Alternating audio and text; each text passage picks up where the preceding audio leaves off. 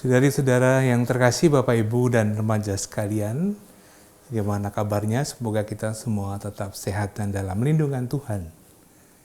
Dalam sesi kali ini, Bapak Kardinal akan mengulas ajaran Paulus yang rasanya masih sangat relevan untuk zaman kita.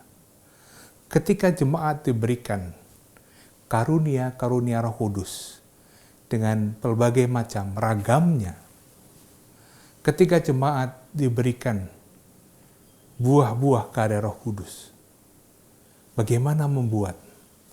Pedoman apa? Pegangan apa yang bisa kita jadikan dasar supaya karunia-karunia Roh Kudus itu sungguh semakin bermanfaat bagi jemaat, bagi masyarakat. Khususnya nanti dalam bab 12 sampai bab 14 kita akan mendengarkan bagaimana Paulus memberikan pedoman dan pegangan untuk mengelola karunia-karunia Roh Kudus yang ada dalam jemaat. Sangat menarik. Selamat mendengarkan, selamat merenungkan, dan selamat berdoa.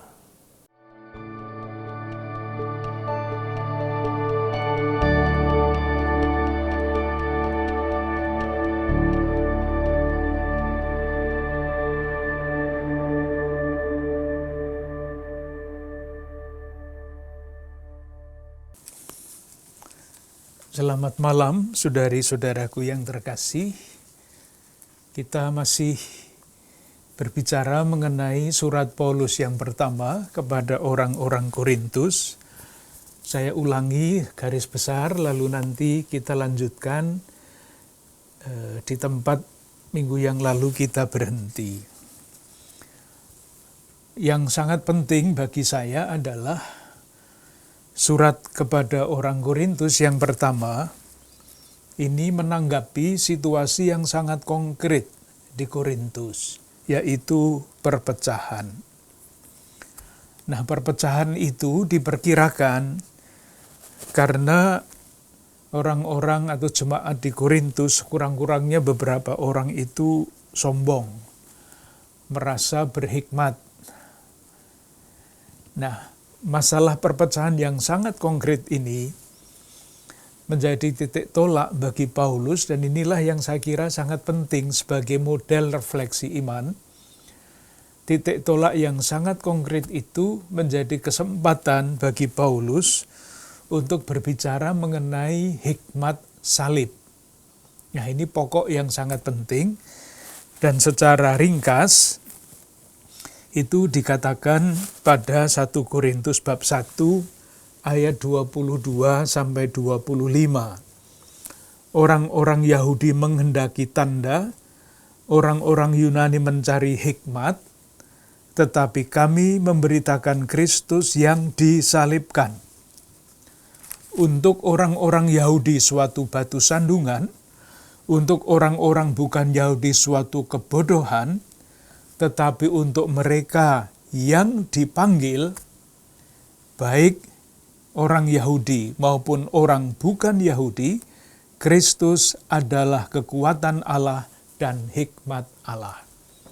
Ini sangat penting, dan kemudian dengan panjang lebar didekati oleh Rasul Paulus dengan berbagai macam cara. Pertama pasti, karena Paulus adalah seorang Yahudi yang fasih mengenai Taurat Musa, pembicaraan mengenai salib sebagai hikmat Allah ini ada bukti-bukti dari kitab suci. Tetapi juga dari pengalaman Paulus sendiri. Paulus itu lemah kalau berbicara, tapi ternyata kelemahan itu adalah rahmat. Aneh kan, kelemahan kok dianggap rahmat. Tapi itulah yang dikatakan oleh Paulus di dalam surat itu bab 2 ayat 4. Baik perkataanku maupun pemberitaanku tidak kusampaikan dengan kata-kata hikmat yang meyakinkan. Jadi tidak sebagai orator, orang yang ahli meyakinkan orang, bukan itu, tetapi dengan keyakinan akan kekuatan roh, supaya iman kamu jangan tergantung pada hikmat manusia, melainkan atau tetapi pada kekuatan Allah. Dan sekian banyak argumentasi yang lain. Salah satu yang juga baik untuk dibaca adalah bab 4 ayat 10. Kami bodoh oleh karena Kristus, tetapi kamu arif dalam Kristus. Kami lemah, tetapi kamu kuat. Kamu mulia, tetapi kami hina. Itu mengenai perpecahan yang menjadi titik tolak refleksi iman yang sangat luas dan sangat dalam, dan itulah pokok iman yang kita pegang sampai sekarang juga. Sesudah selesai, bukan selesai tuntas semua, mengenai perpecahan itu, Paulus berbicara mengenai banyak hal yang lain. Sudah kita bicarakan, misalnya, bab 5 itu mengenai dosa di dalam jemaat. Yang bab 6 mencari keadilan di antara orang-orang yang tidak beriman. Bab 7 mengenai perkawinan. Yang panjang juga adalah bab 8 ayat 1 sampai dengan bab 11 ayat 1 tentang makan daging yang sudah dipersembahkan kepada berhala. Nah, ini juga contoh yang lain lagi. Kasusnya adalah pertanyaan konkret. Boleh apa enggak makan daging yang dijual di pasar, dan daging itu sudah dipersembahkan kepada dewa-dewi? Jawabannya boleh. Sebetulnya bisa sangat jelas, sederhana seperti itu. Tetapi berdasarkan titik tolak makan daging yang sudah dipersembahkan itu, Paulus berbicara panjang lebar mengenai kemerdekaan. Saya kutipkan 1-2 hal yang cukup untuk sebagai singkatan. Misalnya bab 8 ayat 13. Karena itu, apabila makanan menjadi batu sandungan bagi saudaraku, aku untuk selama-lamanya tidak akan mau makan daging lagi, supaya aku jangan menjadi batu sandungan bagi saudaraku. Tidak apa-apa, tetapi kalau itu menjadi batu sandungan, mengganggu suara hati, khususnya saudara-saudaranya yang masih lemah imannya, sudahlah, yang itu saya tidak mau lakukan. Nah, kemudian masalah kebebasan, kemerdekaan, itu diuraikan dengan sangat panjang pada bab 9. Untuk menjelaskan bab 8 ayat 13 ini.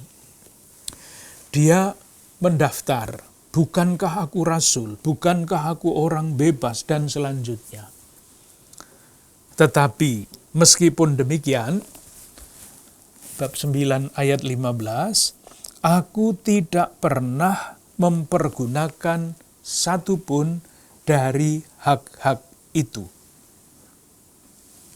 Tuh, sikap Paulus jernih, jelas. Hak saya tidak pakai supaya saya merdeka. Seperti apa? Ayat 19, bab 9. Sungguh pun aku bebas terhadap semua orang. Aku menjadikan diriku hamba dari semua orang, supaya aku boleh memenangkan sebanyak mungkin orang. Jadi bukan bebas dari segala macam aturan, lalu bisa melakukan apapun yang dia mau, bukan itu. Tetapi bebas untuk melakukan sesuatu yang mulia. Itu dikatakan lagi pada ayat 22, sangat bagus. Bagi orang-orang yang lemah, aku menjadi seperti orang yang lemah, supaya aku dapat menyelamatkan mereka yang lemah. Bagi semua orang aku telah menjadi segala-galanya, supaya aku sedapat mungkin memenangkan beberapa orang dari antara mereka. Jelas sekali sikap Rasul Paulus.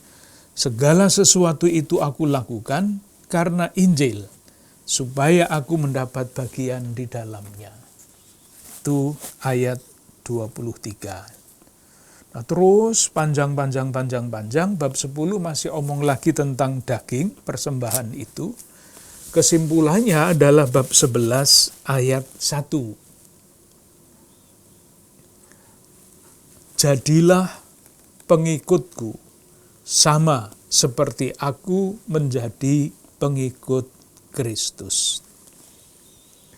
Jadi Paulus tidak berhenti jadilah pengikutku titik. Kalau begitu sombong, dia tidak berhikmat kalau begitu. Tetapi masih ada lanjutannya, jadilah pengikutku sama seperti aku juga menjadi pengikut Kristus. Lalu bab 11 masih lanjut mengenai perjamuan. Perjamuan yang sangat konkret pada waktu itu, wanita bertudung dan sebagainya, omong tentang rambut panjang dan sebagainya, yang sangat konkret pada waktu itu. Jadi ya dibaca baik, tetapi jangan berdasarkan ayat ini imam-imam tidak boleh gondrong misalnya. Tidak bisa kesimpulan seperti itu. Meskipun lebih tampan kalau tidak panjang rambutnya ya. Iya. Lalu kebiasaan, nah ini yang serius. Bab 11 ayat 17 sampai 34 itu mengenai perjamuan malam, perjamuan Ekaristi sebetulnya. Karena orang-orang Korintus rupa-rupanya tidak paham perjamuan Ekaristi harus dijalankan bagaimana. Rupanya upacara Ekaristi pada waktu itu juga didahului oleh perjamuan malam, baru kemudian Ekaristi. Tapi perjamuannya tidak mencerminkan semangat Ekaristi. Karena orang-orang yang berpunya itu balapan makan enak, sementara yang tidak berpunya itu tidak mendapat bagian apa-apa. Yang terakhir kita sampai di situ. Sekarang kita mau lanjutkan dengan bab 12 dan selanjutnya. Sebetulnya kalau tidak dibaca kalimat per kalimat, pokok-pokoknya itu sangat jelas. Oleh karena itu kita lihat dulu pokok-pokoknya. Inti dari bab 12 sampai bab 14, bab 12 sampai bab 14 adalah ini. Pedoman penggunaan yang benar mengenai karunia-karunia roh. Ada nubuat, ada bahasa roh, itu semua termasuk di dalam karunia roh. Nubuat bagus, bahasa roh bagus, tetapi yang paling penting adalah kasih. Melebihi segala-galanya. Nah, itu saja dipakai sebagai patokan untuk membaca bab 12 sampai dengan bab 14. Akan kita lihat beberapa hal yang saya kira baik untuk diperhatikan. Bab 12 ayat 1. Sekarang tentang karunia-karunia roh. Jadi kita ingat Paulus mendapat surat pertanyaan dari orang-orang Korintus mengenai macam-macam hal tadi. Sekarang yang mau dijawab adalah tentang karunia-karunia roh. Prinsipnya apa? Tadi sudah dikatakan yang paling penting karunia-karunia itu adalah kasih. Nah, masalahnya mengenai karunia-karunia yang lain ini, bahasa roh dan nubuat itu memikirkannya bagaimana? Prinsipnya ada pada bab 12 ayat 4. Ada rupa-rupa karunia, tetapi satu roh. Jelas. Itu nanti konsekuensinya, kalau anugerah-anugerah roh itu ternyata memecah belah jemaat, itu pasti bukan karunia Roh Kudus. Entah karunia dari mana. Itu kesimpulannya, jadi masih omong lagi tentang kemungkinan perpecahan. Ayat 11. Tetapi semuanya ini dikerjakan oleh roh yang satu dan yang sama, yang memberikan karunia kepada tiap-tiap orang secara khusus seperti yang dikehendakinya. Nah, anugerah-anugerah roh itu diberikan untuk kepentingan apa? Bab 11, bab 12 ayat 7. Tetapi kepada tiap-tiap orang dikaruniakan pernyataan roh untuk kepentingan bersama. Jadi tidak untuk sendiri-sendiri. Nah, penjelasannya bagaimana? Bahwa anugerah-anugerah roh itu untuk kepentingan bersama. Argumentasinya apa? Bab 12 ayat 13.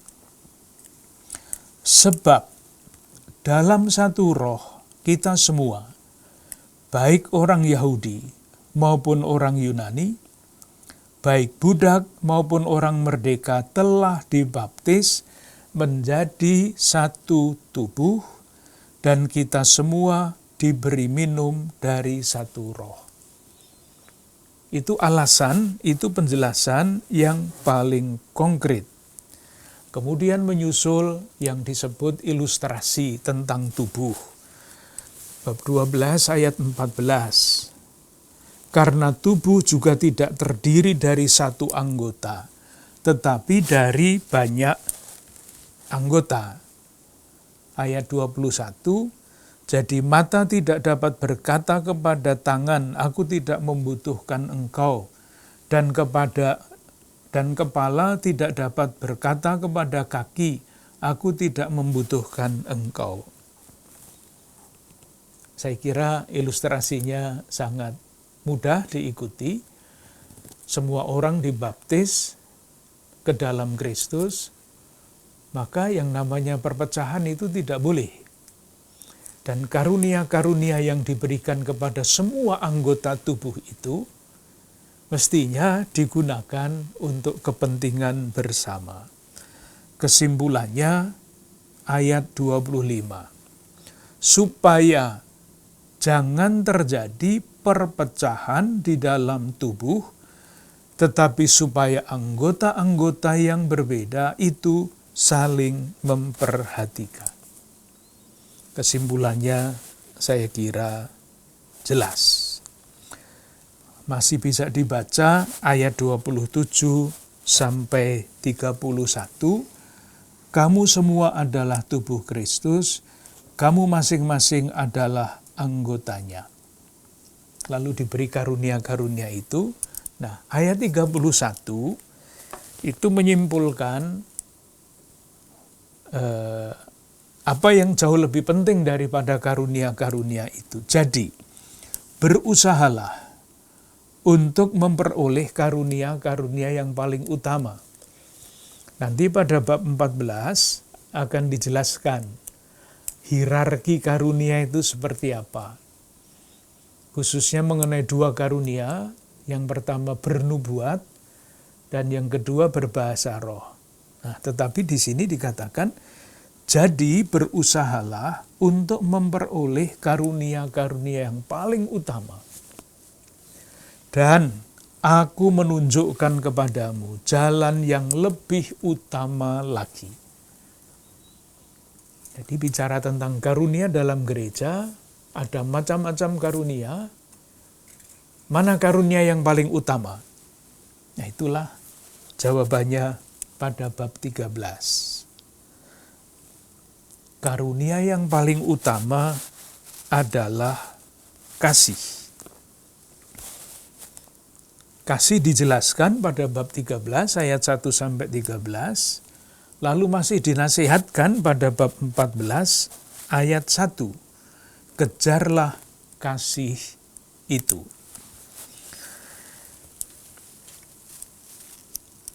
Saya kira tidak usah dibicarakan mengenai kasih ini, ya sudah hafal semua saya kira, karena sering dibacakan, sering direnungkan. Mungkin satu hal yang kadang-kadang tidak disadari.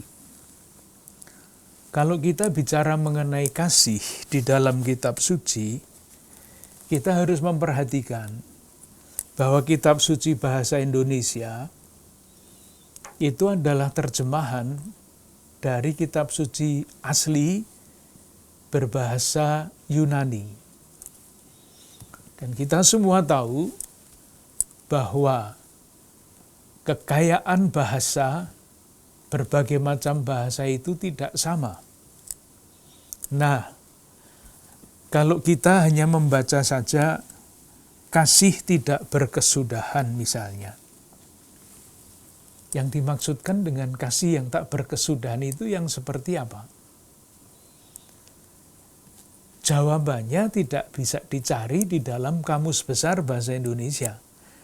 Karena di dalam bahasa Indonesia itu paling kasih sama dengan cinta.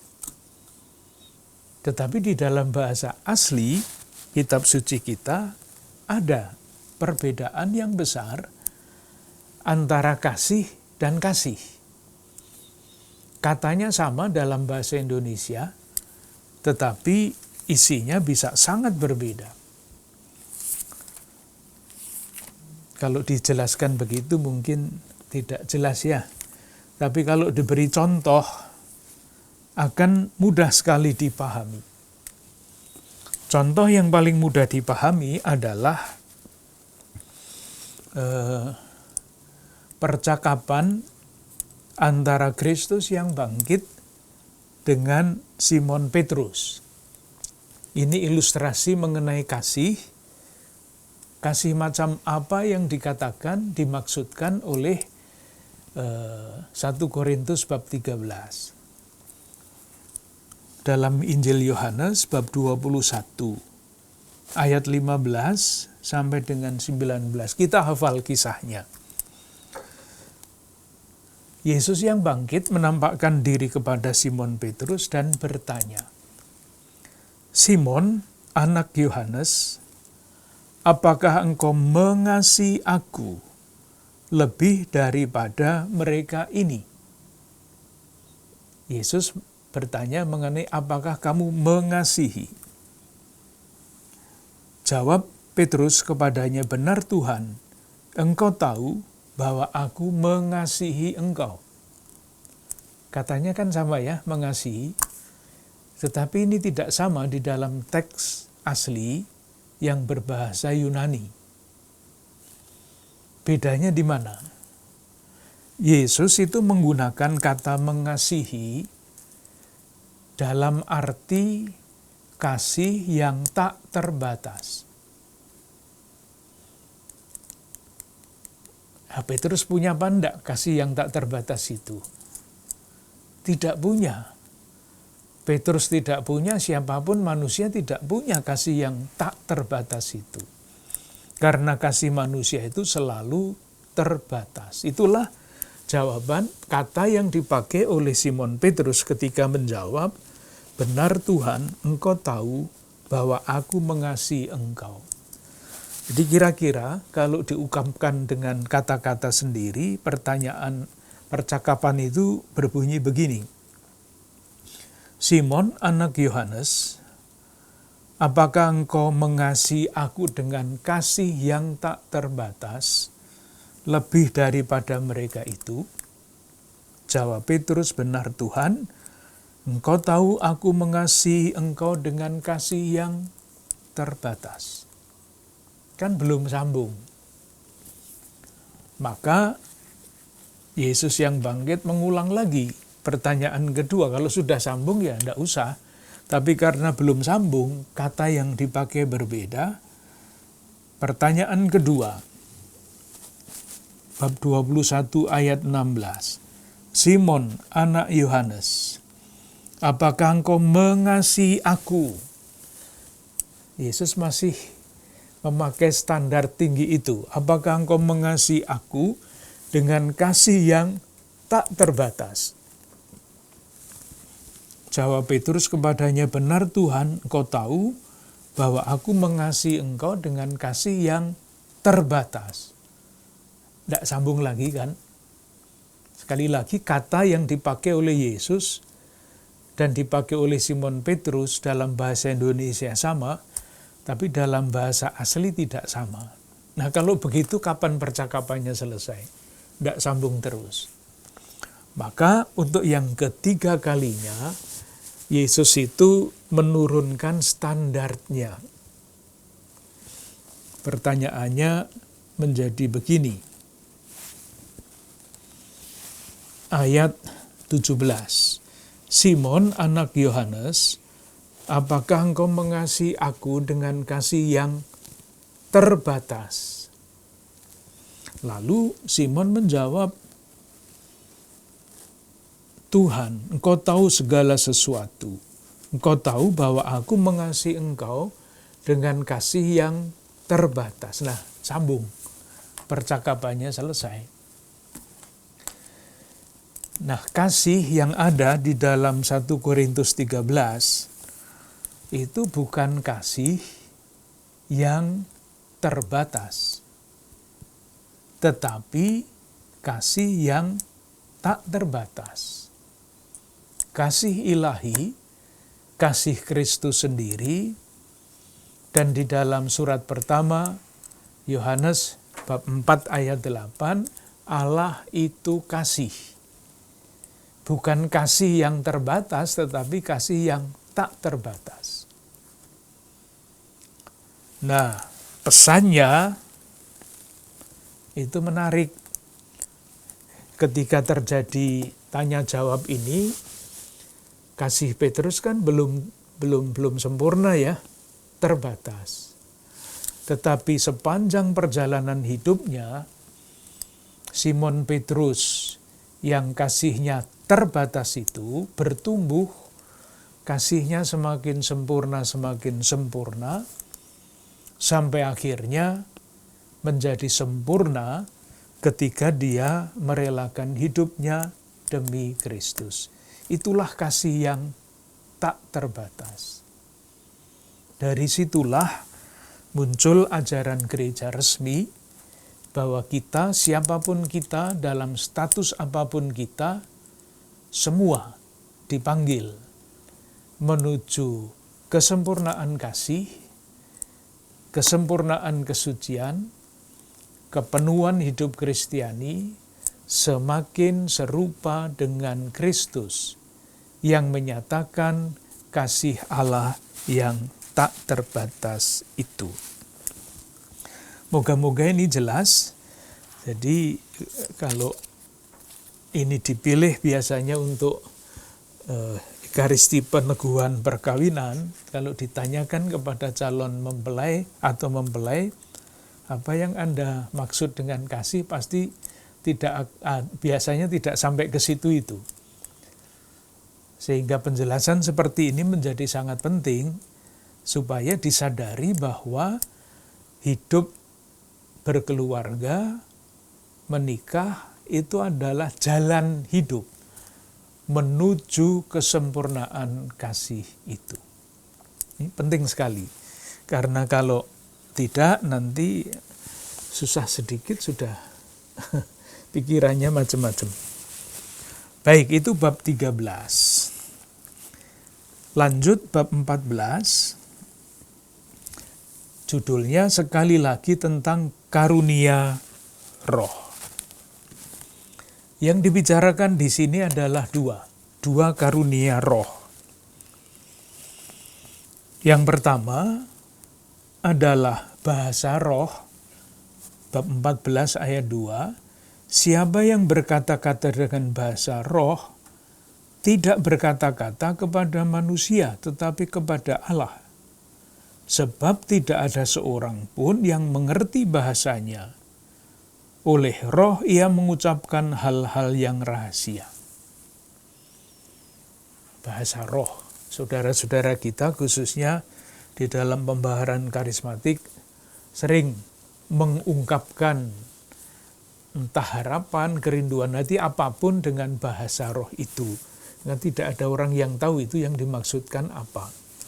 Nah, tetapi sekarang ayat 3, siapa yang bernubuat, ia berkata-kata kepada manusia, membangun, menasehati, dan menghibur. Jadi, jangan salah mengerti. Bernubuat itu meramalkan. Nggak.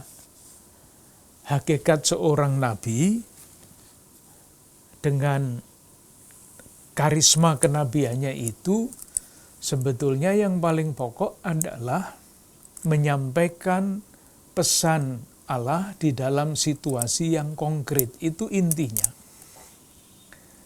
Jadi kalau ada orang bernubuat dan meramal-ramalkan macam-macam, ini gini, ini gitu, itu ya bukan nubuat yang macam ini, entah nubuat dari mana.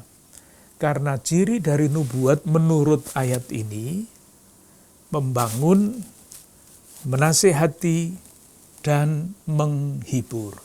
Kalau nubuatnya membuat orang takut, ya namanya bukan nubuat yang dimaksudkan di sini. Kesimpulannya ada pada ayat 12, demikian pula dengan kamu. Kamu memang berusaha untuk memperoleh karunia-karunia roh.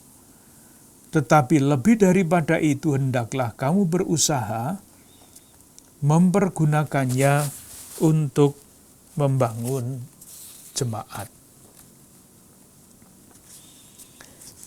Itu mengenai bahasa roh dan nubuat. Nah, Paulus lebih memilih yang mana dari antara keduanya itu.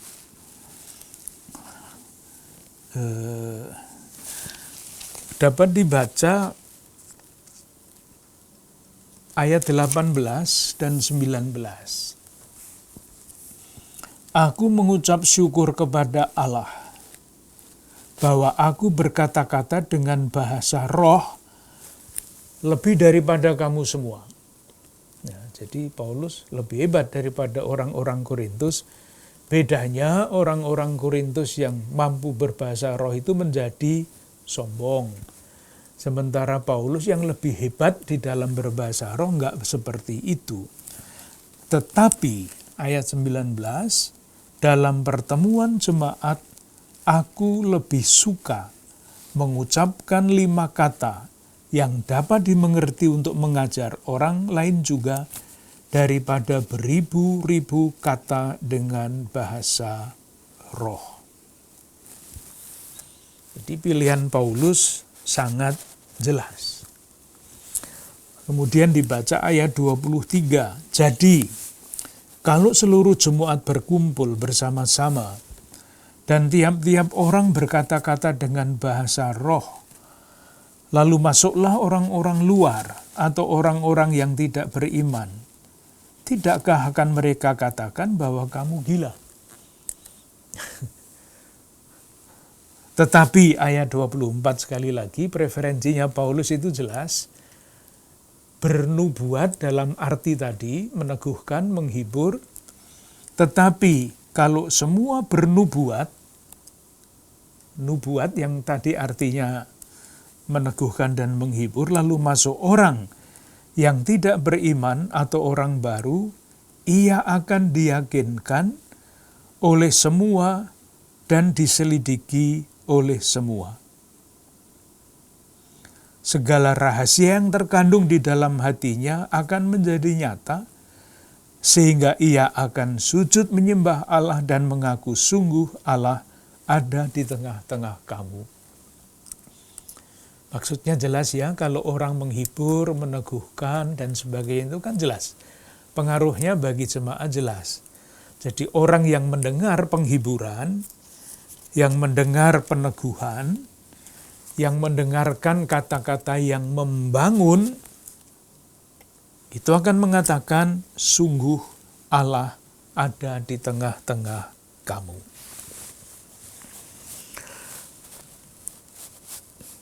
Baik, saya kira itu jelas. Sekarang mengenai aturan, bagaimana caranya bernubuat dan berbahasa roh. Sekali lagi, ini adalah peraturan untuk jemaat Korintus zaman itu.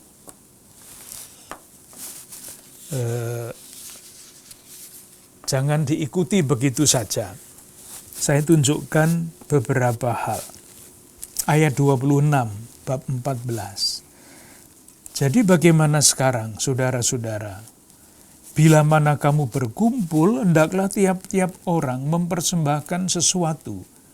Yang seorang mazmur, yang lain pengajaran atau penyataan Allah, atau karunia-karunia roh, atau karunia untuk menafsirkan bahasa roh. Tetapi semuanya itu harus dipergunakan untuk membangun. Nah sekarang, jika ada yang berkata-kata dengan bahasa roh, biarlah 2 atau sebanyak-banyaknya 3 orang, seorang demi seorang, dan harus ada seorang lain untuk menafsirkannya.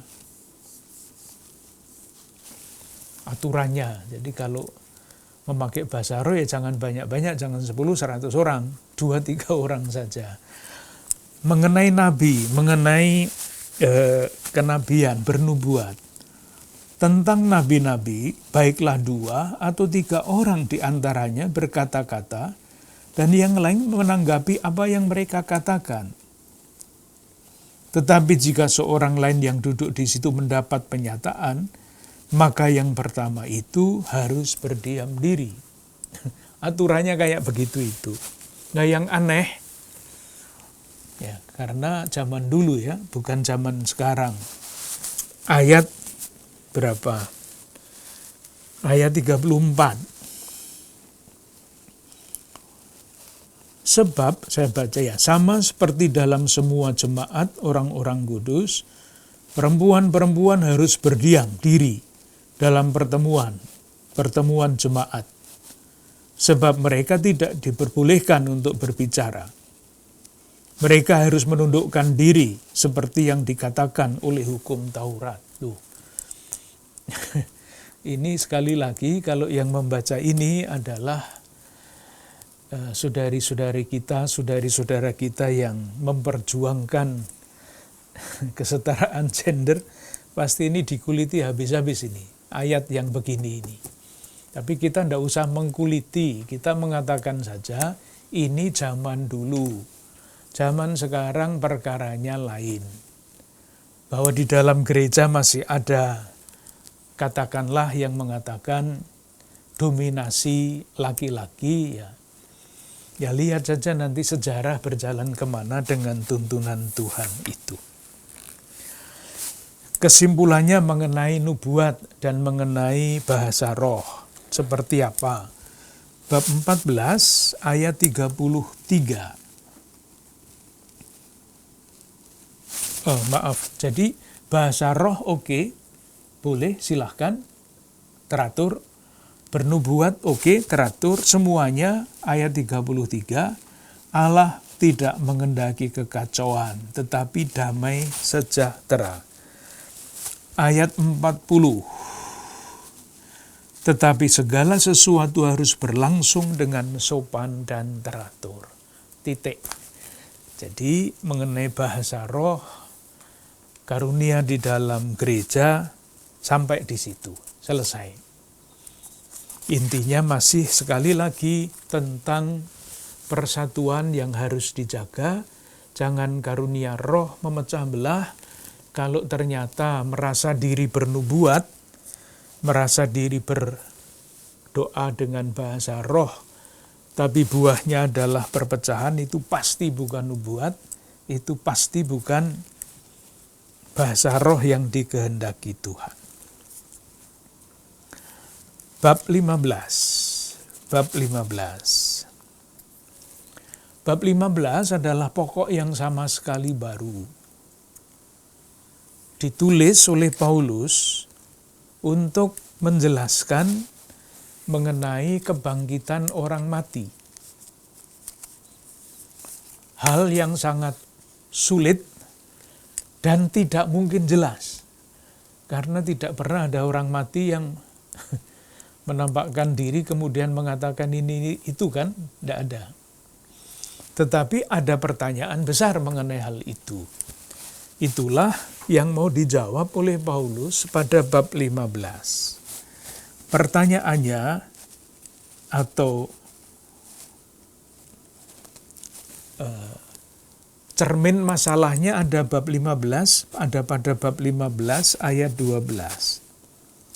Jadi, bila mana kami beritakan bahwa Kristus dibangkitkan dari antara orang mati, bagaimana mungkin ada di antara kamu yang mengatakan bahwa tidak ada kebangkitan orang mati? Itu masalahnya.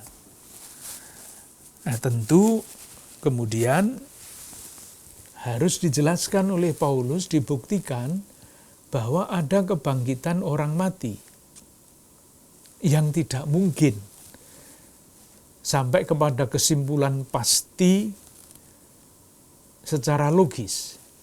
Tidak ada pernah orang yang melihat dan sebagainya. Tetapi Paulus mencoba menjelaskan. Dan nanti pertanyaan kedua, kalau ada kebangkitan orang mati itu terus ininya bagaimana? Bangkitnya bagaimana? Nah, itulah yang dijawab. Kita coba lihat langkah demi langkah. Argumentasinya mulai dengan pokok pewartaan Injil. Mulai dari situ. Itulah yang dikatakan bab 15 ayat 3 dan 4. Sebab yang sangat penting telah kusampaikan kepadamu, yaitu apa yang telah kuterima sendiri, ialah bahwa Kristus telah mati karena dosa-dosa kita, sesuai dengan kitab suci. Bahwa ia telah dikuburkan dan bahwa ia telah dibangkitkan pada hari yang ketiga, sesuai dengan kitab suci. Bahwa ia telah menampakkan diri kepada Kefas dan kemudian kepada ke-12 muridnya, dan seterusnya. Itulah pokok iman. Pokok iman itu didukung oleh penampakan-penampakan yang diceritakan pada ayat 5, ayat 6, sampai dengan ayat 11. Sesudah itu, ia menampakkan diri kepada lebih dari 500 saudara. Dan selanjutnya, ayat 8, dan yang paling akhir dari semuanya, ia menampakkan diri juga kepadaku, sama seperti kepada anak yang lahir sebelum waktunya. Ini pokok iman, bahwa Kristus bangkit, wafat sesuai kitab suci, bangkit sesuai dengan kitab suci. Buktinya apa? Penampakan Kristus yang bangkit. Dalam arti yang pernah kita bicarakan, ini bukan laporan sejarah yang bisa dipotret Yesusnya,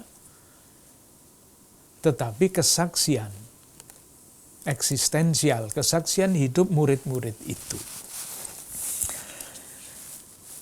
Kesimpulannya apa?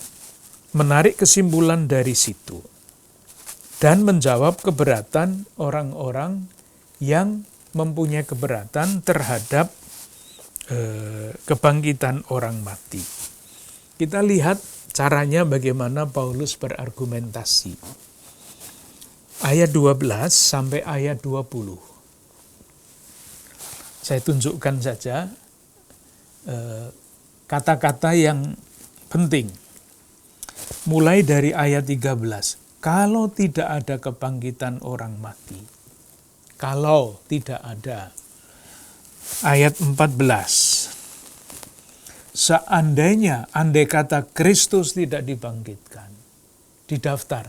Kalau, andai kata, dan sebagainya. Ayat 15. Kalau andai kata benar. Ayat 17, dan jika Kristus tidak dibangkitkan, maka sia-sialah kepercayaan kamu, dan kamu masih hidup dalam dosamu. Kalau. Nah ini menjawab kalau itu. Tetapi yang benar ialah. Nah ini, sudah. Kalau begini, kalau begitu, andai kata begini, yang benar ialah bahwa Kristus telah dibangkitkan dari antara orang mati sebagai yang sulung dari orang-orang yang telah meninggal. Itu bagian yang pertama. Argumentasinya ayat 21, ayat 22, mulai dari ayat 21 sampai dengan ayat 23. Argumentasi, kembali lagi argumentasi Alkitabiah.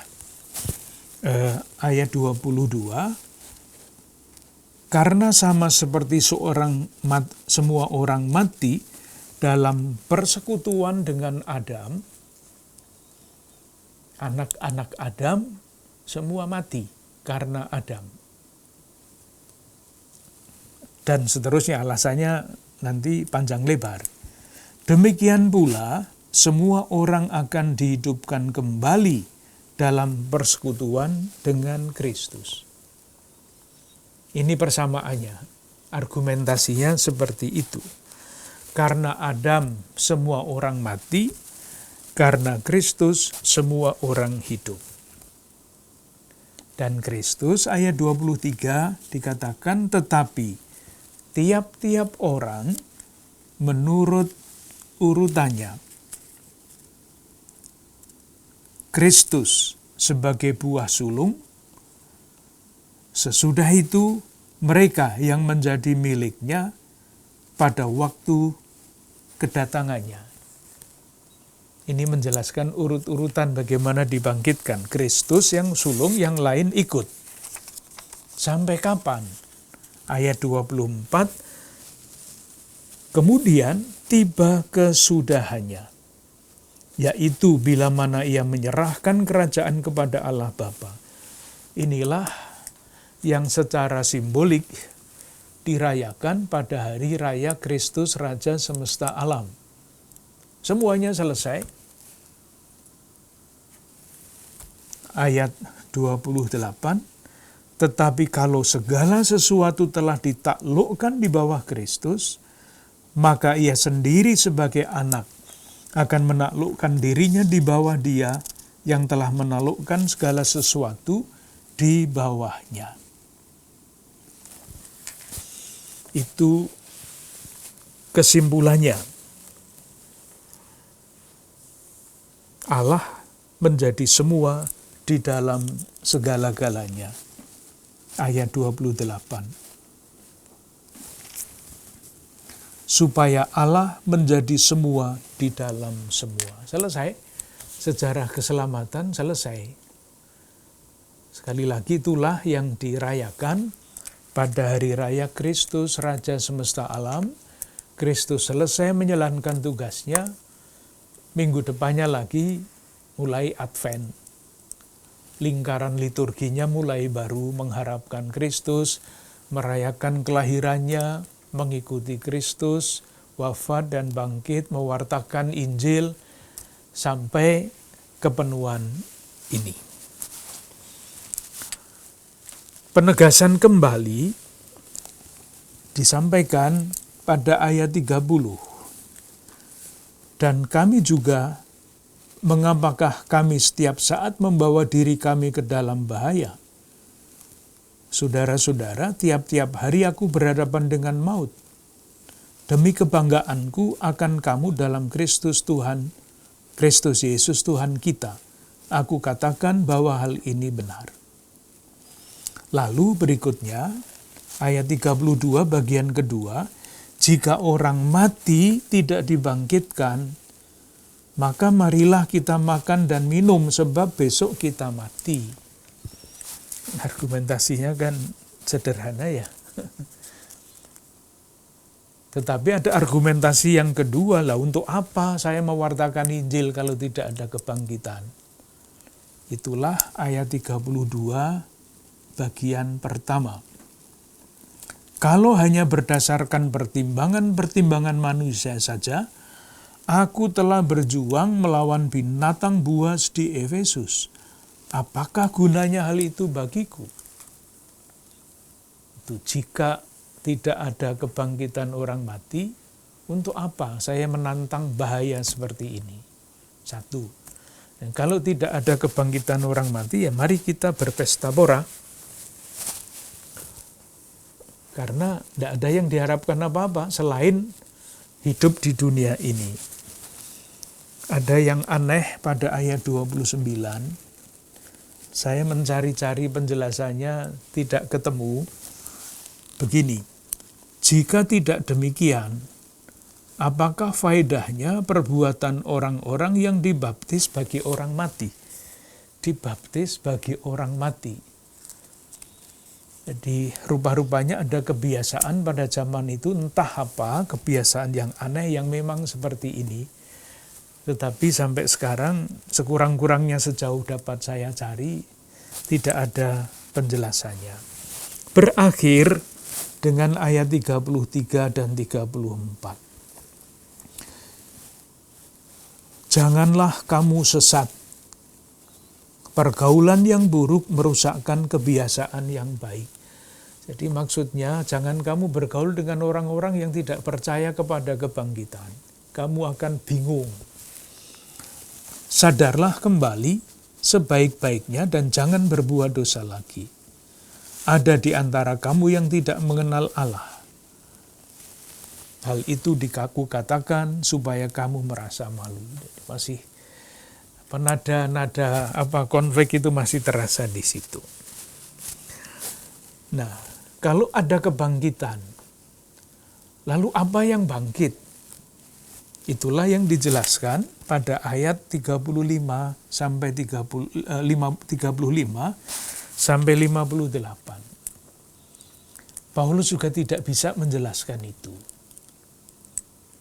Jadi jangan berharap akan ada penjelasan yang sangat memuaskan mengenai kebangkitan tubuh itu bagaimana. Tidak ada yang bisa menjelaskan, termasuk Paulus.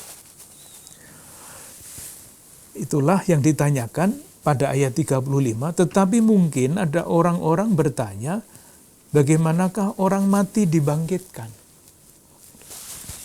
Nah, jawaban Paulus adalah ini dengan perbandingan. Perbandingan ayat 36 sampai 39. Hai orang bodoh.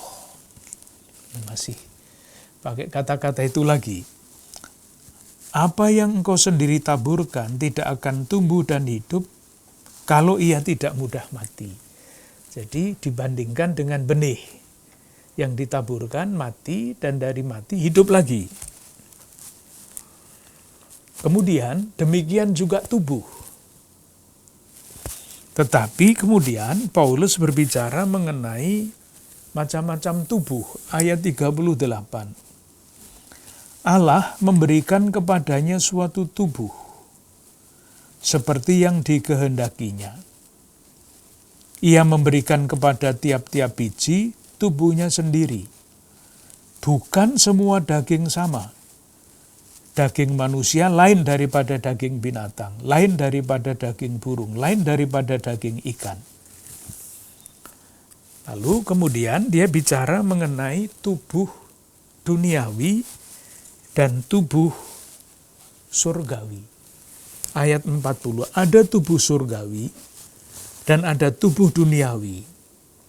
Tetapi kemuliaan tubuh surgawi lain daripada kemuliaan tubuh duniawi. Jadi kira-kira jangan dipikirkan bahwa orang mati yang bangkit itu masih mengenakan tubuh duniawi. Yang bangkit adalah tubuh surgawi, kemuliaannya berbeda.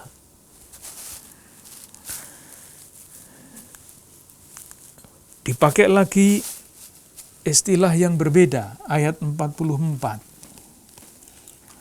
Jika ada tubuh alamiah, maka ada pula tubuh rohaniah. Tuh. Hanya dengan istilah-istilah seperti itu, bahwa manusia yang bangkit bersama Kristus itu jangan dibayangkan sama dengan manusia yang bangkit seperti yang hidup di dunia ini. Ayat 41 dan 42. Kemuliaan matahari lain daripada kemuliaan bulan. Lalu ayat 42, demikian pula halnya dengan kebangkitan orang mati. Ditaburkan dalam kebinasaan, tubuh fisik dibangkitkan dalam ketidakbinasaan. Ayat 49, sama seperti kita telah memakai rupa dari yang alamiah, demikian pula kita akan memakai rupa dari yang surgawi. Kan tidak jelas kan? Artinya itu tidak persis, oh begini toh, oh begini toh. Yang manusia rohani itu yang seperti apa? Kalau manusia jasmani kan jelas, ini, kita-kita ini. Yang manusia rohani itu yang seperti apa? Yang tidak bisa binasa itu seperti apa? Yang surgawi itu seperti apa? Tidak jelas. Disitulah letaknya iman. Kita mencari, sampai titik tertentu tidak ada jawaban lagi, dan yang dituntut dari kita adalah loncatan iman. Tinggal percaya apa tidak percaya. Kalau tidak percaya, ya selesai ceritanya. Kalau percaya, itulah yang namanya penyerahan iman. Nah, terus masih dijelaskan lagi, dalam arti yang tidak jelas itu, ayat 51. Sesungguhnya, aku menyatakan kepadamu suatu rahasia. Kita tidak akan mati semuanya, tetapi kita semuanya akan diubah. Inilah yang menjadi landasan pervasi untuk arwah. Hidup tidak dihancurkan, tetapi diubah. Nah, diubah menjadi tubuh yang surgawi, tubuh yang rohani itu. Diberi argumen kitab suci, seperti biasanya, harus ada argumen kitab suci supaya kuat, ayat 54 dan 55, dan kesimpulannya apa? Kesimpulannya sangat bagus pada ayat 58. Karena itu, saudara-saudaraku yang kekasih, berdirilah teguh, jangan goyah. Giatlah selalu dalam pekerjaan Tuhan, sebab kamu tahu bahwa dalam persekutuan dengan Tuhan jerih payahmu tidak sia-sia. Jadi kira-kira nasihatnya itu dalam konteks pertanyaan kebangkitan. Ya kalau tidak ada kebangkitan orang mati, tadi kan Paulus, mari kita makan minum, puas-puas. Kalau tidak ada kebangkitan orang mati, untuk apa bekerja? Paulus mengatakan sebagai nasihat pamungkas mengenai ini, berdirilah teguh dalam iman itu, jangan goyah, dan karena teguh dan tidak goyah, giatlah selalu dalam pekerjaan Tuhan. Semuanya akan bermakna, semuanya akan berarti ketika hidup kita diubah dari hidup yang alamiah menjadi hidup yang rohaniah. Terakhir, bab 16, penutup. Tidak sulit karena sangat jelas isinya. Bab 16 ayat 1 sampai dengan ayat 4, ini adalah rencana kolekte untuk gereja Yerusalem. Tentang pengumpulan dana, saya baca ayat 1, tentang pengumpulan uang bagi orang-orang yang kudus, hendaklah kamu berbuat sesuai dengan petunjuk-petunjuk yang kuberikan kepada jemaat-jemaat di Galatia. Jadi kolektenya itu dilakukan pada ayat 2 pada hari pertama dari tiap-tiap minggu dan selanjutnya dikumpul. Nanti kalau sudah terkumpul, ayat 3, sesudah aku tiba, aku akan mengutus orang-orang yang kamu anggap layak dengan surat ke Yerusalem untuk menyampaikan pemberianmu. Ini kolekte untuk Yerusalem itu masih berlaku sampai sekarang. Jadi setiap tahun semua keuskupan di seluruh dunia mesti mengumpulkan kolekte untuk Yerusalem. Simbolik tentu saja, ada kolekte yang lain untuk Vatikan. Simbolik sebagai tanda solidaritas, sebagai tanda kesatuan gereja.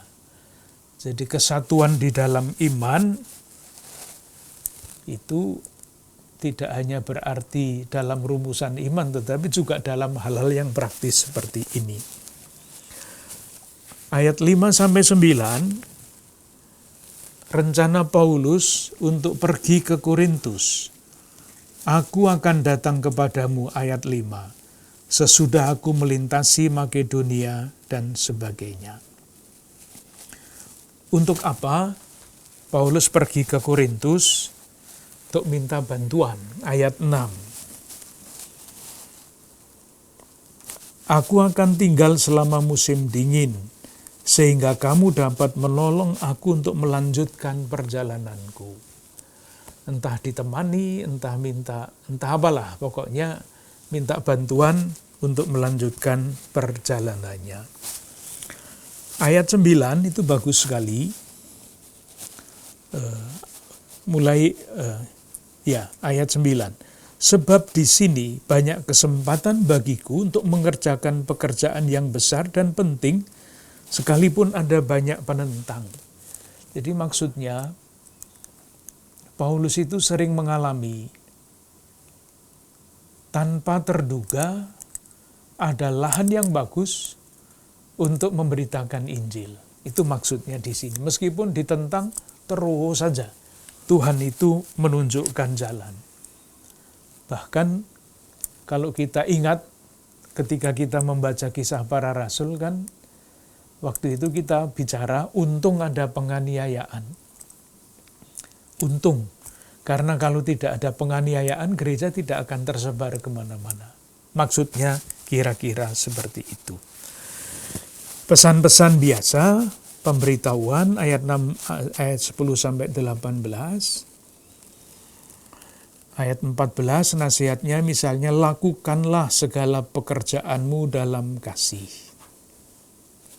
Ya, seperti surat biasa yang dikirim oleh kita, nasihat, lalu salam. Salamnya ada ayat 19-20. Salam kepadamu dari jemaat-jemaat di Asia Kecil, Aquila, Priscilla, dan jemaat di rumah mereka, menyampaikan berlimpah-limpah salam kepadamu. Tetapi masih mengutuk. Kalimat terakhir itu isinya tidak bagus. Ayat 21. Ayat 22. Siapa yang tidak mengasihi Tuhan terkutuklah. Nada itu dari depan sampai belakang. Ini kan baris-baris terakhir dari suratnya. Masih tetap ada. Itulah manusia. Nanti akan kita lihat bahwa seringkali Paulus itu mengaku bahwa kadang-kadang dia tidak bisa menguasai diri. Tetapi selalu bisa mengatakan, saya tidak menguasai diri demi Tuhan. Itulah. Saya hanya mau mengatakan bahwa membaca surat ini dapat dengan kacamata manusiawi sekali. Kita mendapat kira-kira wajah Paulus seperti apa di belakang surat ini. Orang Korintus itu mengganggu Paulus sampai ke tahap mana, sampai dia menggunakan kata-kata yang keras-keras itu, terkutuk, bodoh, dan sebagainya. Tapi itulah sejarah dari gereja Katolik menjadi seperti sekarang ini ya melalui tahap-tahap seperti ini. Sudah jam 9, kita akhiri. Besok minggu depan masih 1-2 menit untuk bagian terakhir 1 Korintus, lalu kita mulai dengan 2 Korintus. Selamat malam.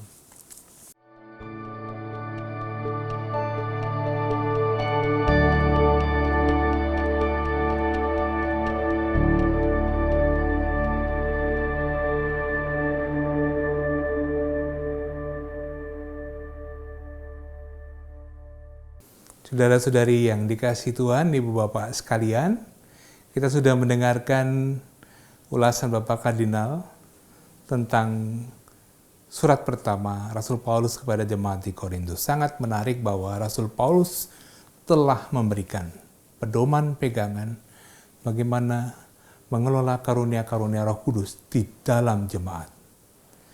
Dan seperti sudah diutarakan tadi, bahwa di atas karunia-karunia Roh Kudus, prinsip hukum kasih menjadi pegangan. Semua ditujukan untuk kasih kepada Allah dan kasih kepada sesama. Juga kita mendengarkan penjelasan iman Rasul Paulus tentang kebangkitan. Kita akan berjumpa lagi minggu depan dalam program yang sama, dan secara khusus kita akan membahas mengenai surat Paulus yang kedua kepada jemaat di Korintus. Mari kita mohon berkat Tuhan. Allah yang marahi mencurahkan rahmat pengampunan, kekuatan iman, anugerah-anugerah Roh Kudus yang berguna bagi kita untuk membangun jemaat dan mengembangkan masyarakat. Dalam nama Bapa, Putra, dan Roh Kudus. Amin. Terima kasih. Selamat malam.